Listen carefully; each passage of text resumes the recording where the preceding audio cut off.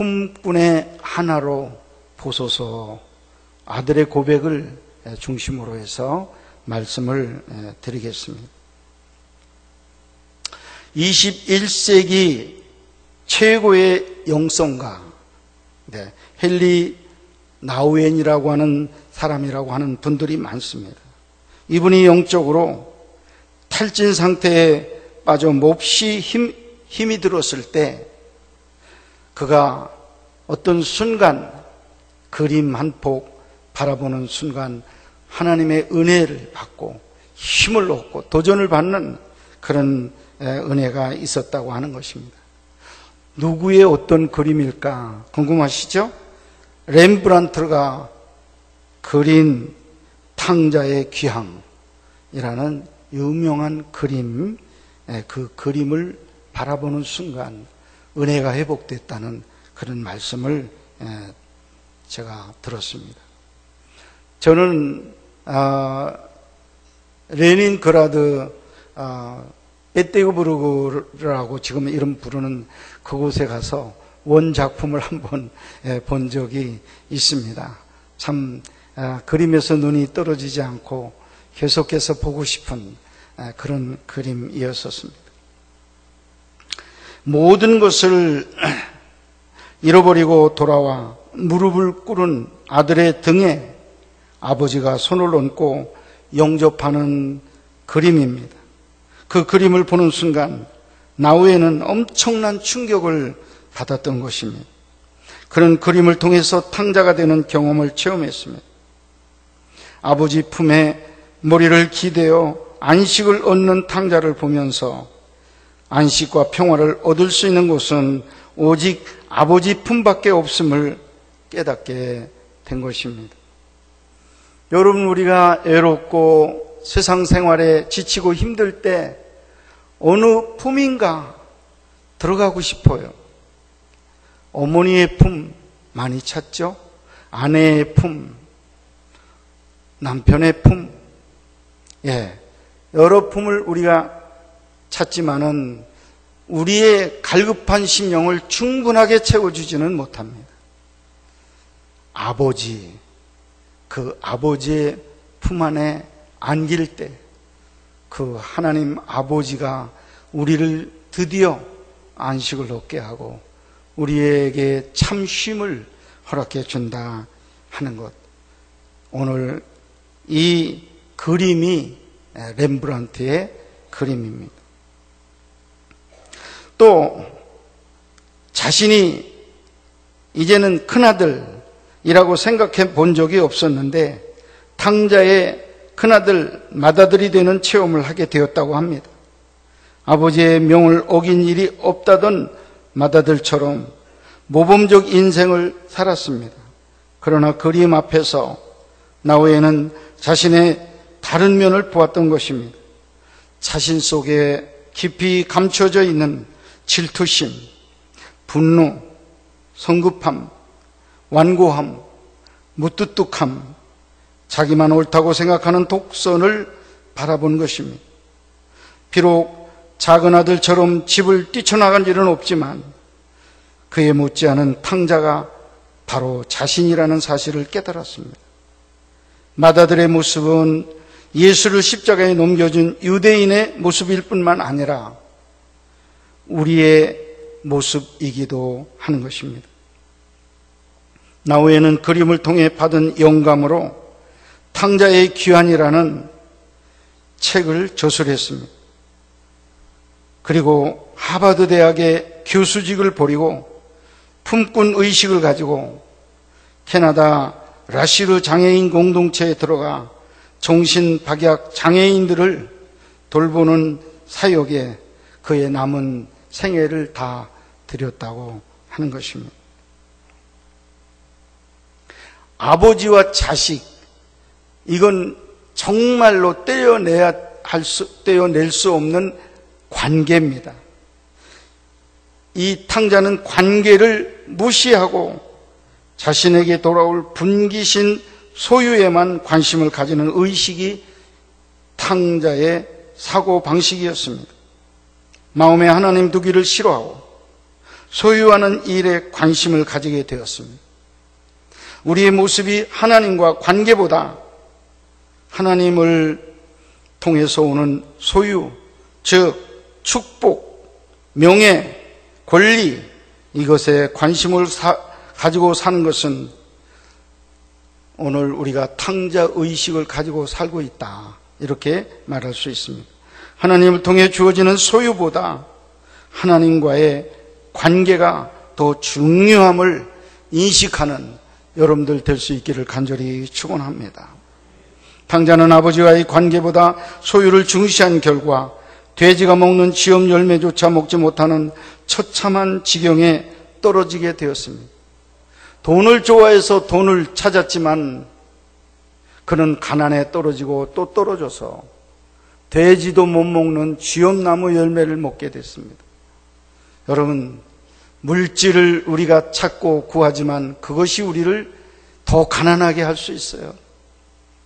하나님을 찾는 자, 그 안에서 일평생 풍성한 은혜를 받게 될 줄로 믿습니다.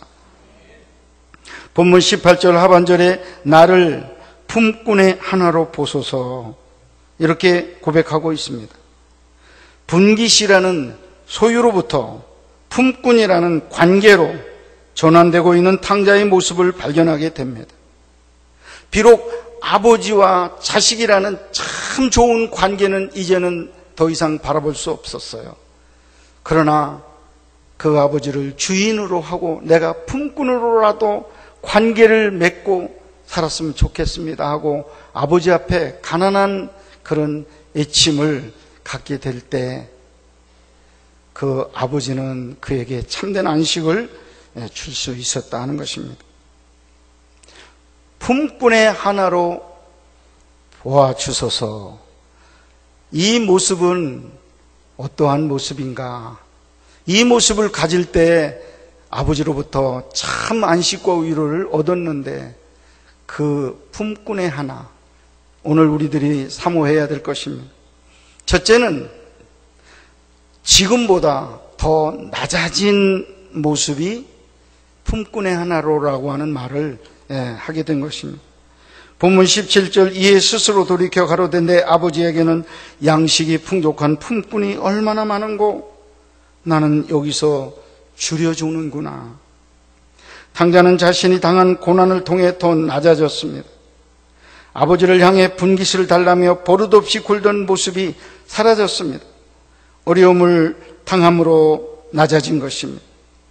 하나님은 교만한 자를 물리치시고 겸손히 낮아지는 자를 가까이 하십니다. 이전에 탕자는 아버지의 집에서 아들로 살아가는 의무를 속박이라고 생각하였지만 이제는 자유임을 깨닫게 되었습니다. 이제는 축복임을 깨닫게 되었습니다. 지극히 겸비하여진 것입니다. 집으로 돌아가 아들로 대우받는 것은 도저히 상상할 수 없는 일이었기에 그저 품꾼의 한 사람으로 살아가기를 원하고 있습니다. 아들로 대우받지 못해도 아버지를 바라보며 관계를 가질 수 있다면 집에서 살고 싶다는 소원을 가지게 되어진 것입니다. 아버지께 돌아오기 전에 탕자에게 일어났던 놀라운 의식의 변화였습니다. 낮아지려는 마음의 변화가 우리에게도 필요합니다. 하나님은 우리가 더 낮아지기를 원하고 있습니다. 오늘 우리들의 대화 가운데 보면 이런 얘기 들어봅니다. 나 다 죽었어. 옛날 생각하면 다 죽었어. 다 낮아졌어. 지금 정말 낮추고 살아. 이렇게 말씀들 하시지만은 제가 우리 교인들을 볼 때 아직 제 부정확한 눈이지만 제 눈에도 저분은 더 낮아져야 되겠다는 분들이 눈에 보여요. 근데 우리 하나님의 불꽃 같은 눈으로 볼 때 여러분들 바라보면서 됐다 할 분들이 몇 분이나 될까? 지금보다 더 낮추시고 더 겸손해서 하나님 은혜를 받는 여러분들이 되시기를 주의 이름으로 축복합니다. 그럼에도 불구하고 깨닫지 못하는 이유는 무엇일까? 바로 교만 때문입니다. 잘못했어도 잘못을 모른다면 구제불능입니다. 자신의 잘못을 깨달아야 합니다. 초라한 모습을 보며 깨달아야 합니다. 이렇게 살아서는 안 된다. 내 자리로 돌아가야 한다. 왜 이렇게 비참하게 되었는가? 탕자는 깨달았습니다. 여러분들도 자문해야 됩니다. 지금보다 겸손으로 더 낮아져야 합니다. 교만을 버리고 더 낮아져야 합니다. 깨달음이 없다면 멸망하는 짐승만 못하다고 성경은 교훈합니다. 주어진 기회를 통해서 더 낮아질 수만 있다면 그것이 우리에게 허락하신 최고의 은혜인 줄 믿으시기를 바랍니다. 독재자 히틀러 당시에 독일 나치 군대는 막강했습니다. 유럽 모든 나라들, 국가들을 하나라 하나라 점령해 나갔습니다. 그리고 유럽에 흩어져 살던 유대인들을 무참히 죽였습니다. 나치 군대는 국가를 점령하면 우선 명령합니다. 유대인들은 가슴에 노란 별을 달아야 한다. 만일 노란 별을 달지 않고 있다가 발견되면 즉시 사형이다. 이렇게 명령을 내렸습니다. 나치는 수많은 유대인을 찾아내어 학살했습니다. 독일 국민만 특별하게 잘난 민족이고 유대인들은 경제 해충이라고 생각을 했습니다. 그래서 다 죽여야 된다. 이렇게 차별을 두었습니다. 그때 모든 나라들이 이제 유대인들의 가슴에 노란 별을 달아서 보이게 했고 히틀러의 군대는 그 사람들을 차례대로 찾아서 죽이게 되었던 것입니다. 그런데 그때 덴마크라고 하는 나라만은 유대인들을 죽이는데 내보내지 않았습니다. 국왕 크리스티안 10세는 하나님을 경외한 사람이었습니다. 그래서 생명을 죽이는 것을 원하지 않았습니다. 어떻게 하면 내 나라 안에 살고 있는 유대인들을 살릴 수 있을까 하다가 그는 이런 명령을 내립니다. 덴마크의 모든 국민들은 가슴에 노란 별을 모두 달아라. 이렇게 명령했습니다. 나치로 하여금 유대인과 덴마크인을 구별하지 못하도록 한 것입니다. 덴마크 국민은 히틀러가 미워하는 유대인으로 낮아져서 그들과 같이 행동을 했습니다. 이 국왕이 생각한 건 뭐냐 하면 자기 민족이 유대인보다 우리도 역시 우월한 민족이라는 생각을 안 하고 자기 민족 전체를 유대인 핍박받고 저급하다고 생각되는 유대인의 위치로 다 내려가게 했습니다. 그래서 그 나라 안에 유대인들을 살렸다는 그런 이야기입니다. 여러분, 언제나 교만한 자는 패망의 선봉이요 겸손한 자는 은혜의 앞잡이가 된다는 사실을 꼭 기억하시고 더 겸손해져야지 하는 결심을 다시 한번 갖는 여러분 되시기를 바랍니다. 두 번째로 품꾼의 하나로라고 하는 말은 진정 뉘우친 그런 모습이었습니다. 본문 18절 내가 일어나 아버지께 가서 이르기를 아버지여 내가 하늘과 아버지께 죄를 얻었사오니 뉘우치고 있습니다. 탕자는 막다른 골목에서 진정으로 뉘우쳤습니다. 스스로 돌이켜라는 의미는 탕자가 자신을 알았다는 것입니다. 아버지께 분깃을 요구할 때도 탕자는 자신을 몰랐습니다. 아버지의 집을 떠날 때도 자기 자신에 대해서 몰랐습니다. 그러나 모든 것을 잃어버리고 고통을 받은 후에야 내 자신을 알게 된 것입니다. 얼마나 자신이 큰 죄인인가를 깨달았습니다. 잘못을 인식하고 잘못된 자기를 바라보는 뉘우침이 일어났던 것입니다. 회개의 첫걸음은 자신을 알고 뉘우치는 데 있습니다. 뉘우침은 자신의 행동이 잘못되었는지 모르던 사람이 잘못을 알게 되는 것입니다. 회개의 중심은 뉘우침입니다. 말씀이 가르쳐주는 대로 뉘우치고 성령이 역사하는 대로 뉘우치게 될 때 진정으로 자신을 발견하게 되는 것입니다. 그동안 살아온 모습이 하나님 앞에 얼마나 부당했는지 뉘우치는 시간이 되시기를 바랍니다. 그동안 하나님 앞에 살던 내 자신이 얼마나 교만했는지 잘 몰랐는데 이 말씀을 통해서 다시 한번 뉘우치는 이 시간이 될 수 있기를 바랍니다. 그 길이 하나님의 은혜를 누리는 길이 됨을 믿으시기를 바랍니다. 요한 웨슬러 감리교 창시자 유명한 웨슬러의 어머니 수산나 또 역시 유명하죠. 이 수산나에게 고집이 세고 거칠거칠한 딸이 있었습니다. 한 번은 그녀가 딸 앞에 검정 숯 한 다발을 두고 이야기를 했습니다. 얘야, 이 숯을 한번 안아보렴. 그러자 딸이 싫어요. 거절합니다. 그러자 어머니 수산나가 다시 딸에게 말합니다. 이 숯은 뜨겁지 않다. 불에 댈 염려가 없어. 걱정하지 말고 안아보아라. 딸이 말합니다. 어머, 숯을 안으면 손과 옷이 더러워지는데요. 그때 수산나는 딸을 껴안으면서 말을 했습니다.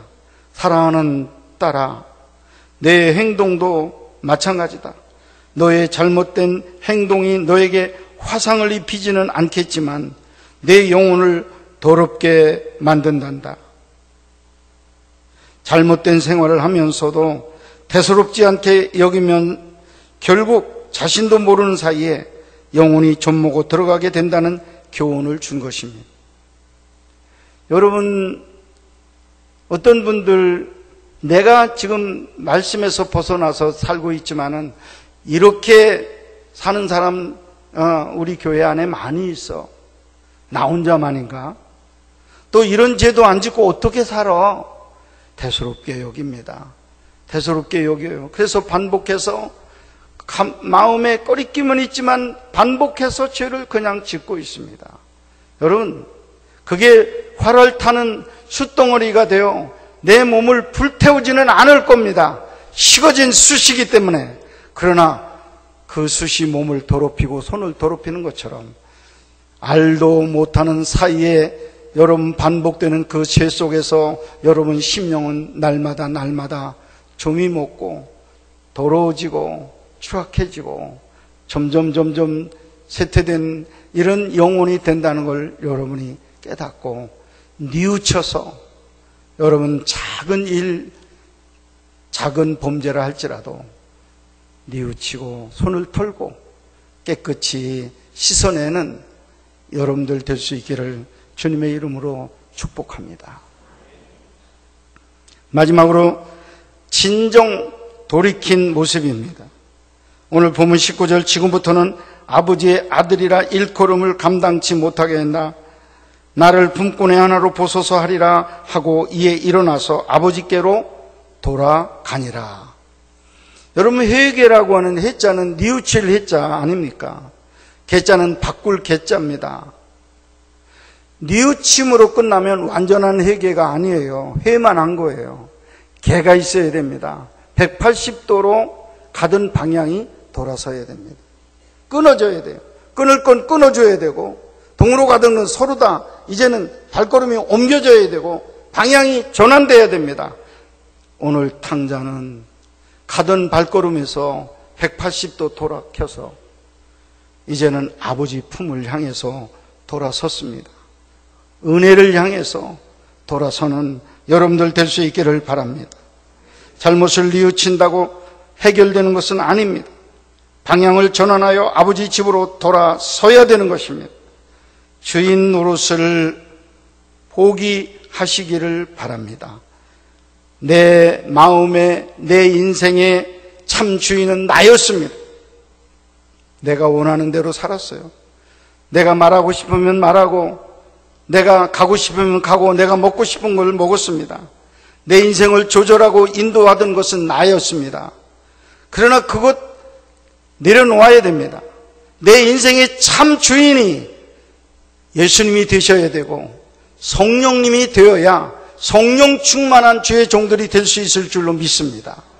그래서 내 생각으로 살지 않고 주님 생각으로 내가 살고, 내 말로 말하지 않고 주님의 말로 내가 말하고, 내 생각, 내 말, 내 손짓 발짓이 아니라 우리 예수님의 원하는 뜻대로 내가 바뀌어 나가야 성령 충만한 사람이 되고, 이 성령 충만한 사람을 하나님께서 오른손에 붙잡으시고 끝까지 사역자로 삼아주신다는 사실 믿으시기를 바랍니다. 내 중심을 포기하고 아버지 중심으로 돌아서야 합니다. 방향 전환만이 진정한 회개이기 때문에 그렇습니다. 우리는 주여 주여 하는 기도를 열심히 드립니다. 하나님이 내 주인이고 나는 종이라고 고백을 하는 것입니다. 그러나 많은 사람들이 말로만 주여 주여 하고 자신이 주인 행세를 하고 지금 살아가고 있습니다. 주께서 인도하시는 대로 순종하며 살아가야 합니다. 내 중심이 아니라 하나님 중심으로 살겠노라고 다짐하는 방향 전환이 있으시기를 주님의 이름으로 축복합니다. 하나님을 주인으로 모시고 돌아서야 합니다. 몸만 아니라 마음까지 완전히 하나님께 돌아서는 여러분들 될 수 있기를 바랍니다. 회개한 탕자는 아버지의 사랑과 은혜를 생각할 때마다 품꾼의 하나로 돌아왔다는 사실을 잊지 아니했습니다. 아무런 권리도 없이 이름도 빚도 없이 그저 아버지 집에 돌아온 것뿐입니다. 그러므로 아버지 집에서의 생활은 감사와 찬송, 충성과 감격밖에 없었을 것입니다. 전에는 불평이 많았고, 전에는 교만이 많았고, 자기 주장에 사로잡힌 그런 사람이었습니다. 그러나 이제는 오직 순종하는 품꾼이 되어졌던 것입니다. 품꾼으로 와서 아버지 앞에 엎드릴 때 아버지의 평화와 아버지의 안식이 그때 아들에게 올 수 있었다 하는 것입니다. 사랑하는 여러분, 살찐 송아지를 잡으며 잔치하는 기대에 가득 찬 삶을 살기를 원하십니까? 아멘 하시기 바랍니다. 그렇다면 잘난 척하며 불평만 일삼는 맏아들이 되지 마시기를 바랍니다. 위선과 자기 자랑, 자기 공로만 교만으로 나오는 자는 하나님 아버지께 아무것도 기대하지 말아야 합니다. 오로지 순종하는 품꾼이 되어야 아버지의 사랑이 쏟아지고 아버지의 긍휼과 은혜가 쏟아지게 될 줄로 믿습니다. 탕자처럼 품꾼의 하나로 보소서 고백해야 합니다. 그리고 나는 당신에게 고용된 품꾼에 지나지 않습니다. 나의 주장과 권리, 자랑과 자유, 모든 것을 당신께 바칩니다. 나를 다만 품꾼의 하나로 보소서라며 빚도 없이 이름도 없이 충성해야 할 것입니다. 부디 지금보다 더 낮아짐으로, 지금보다 더 완전하게 뉘우침으로, 그리고 완전히 하나님께 돌아서시는 일로서 탕자처럼 아버지의 은혜가 끊임없이 임하고 아버지가 베푸는 그 축복이 쏟아지는, 겸손한 자에게 주시는 귀한 축복이 여러분 모두에게 항상 함께 하시기를 주님의 이름으로 축복합니다.